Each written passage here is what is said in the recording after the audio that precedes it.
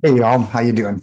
So in one of the last episodes, we gleaned through a patent, a mind-numbing patent that we just gleaned through, and what we showed probably spun your mind into 1,000 different directions as well as it should.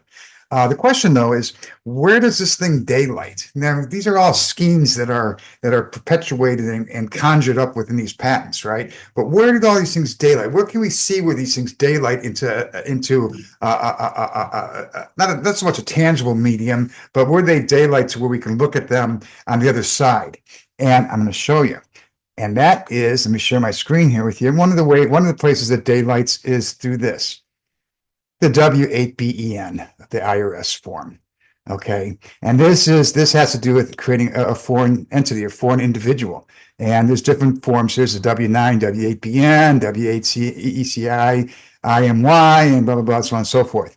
And all of these things, this right here would be a good summation, if you, in a manner of speaking, of where that mind-numbing patent that we went through, keeping in mind that's just one of thousands, daylights. And that daylights with this, that a foreign individual. Now, there's a page on the IRS page, or it might be the Treasury page, that says that anybody makes a claim that all caps name has accounts tied to it will be prosecuted for fraud. But you know what? That's bullshit. They're lying to you because it is. It's not in the sense that it's tied directly to accounts, and it kind of is, and it is to some degree, but it's more. There's more to it than that. These things are schemes that all capitalized. That capitalized name is made independent from your upper lowercase name. And that's under patent. I'll show you that where that language is within the patent rules and laws in an upcoming video.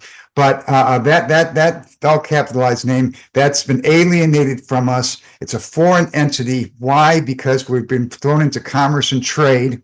Okay, and it is it's admiralty maritime underneath English law. But it's more than that. There's several other treaties that it falls under as well. And as a matter of fact, you'll see that within this form we could talk about when we get down here to treaties. Here we go. We're claiming treaty benefits. Treasury has many different treaties with many different countries. In my case, for instance, for the mortgage loan through Own It Mortgage, it daylights through Altisource, which is Aquin, which daylights over in Luxembourg.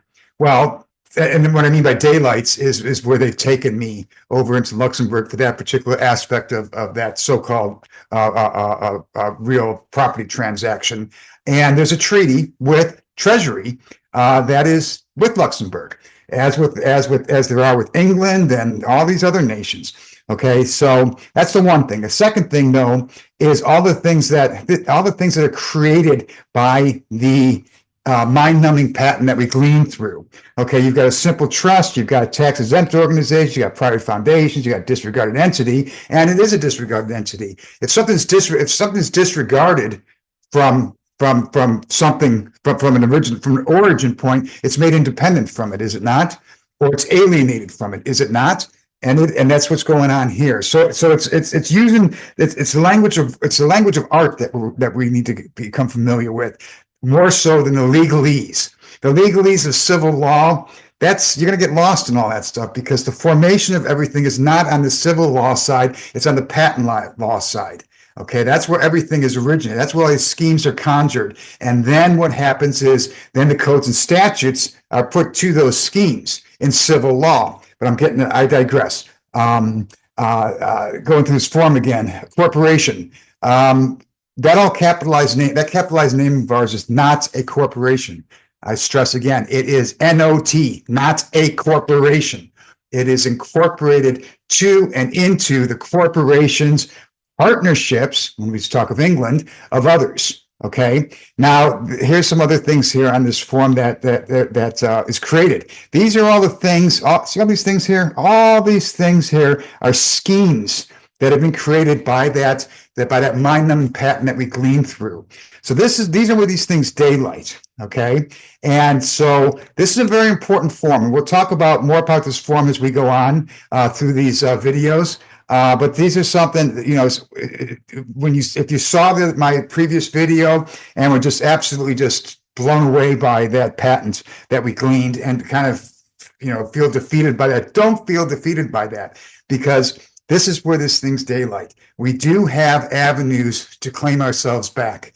Now, there's a lot of people out there that will say, form a trust, just form a trust, operate a private trust. I won't disagree with them. I will not disagree with them. However,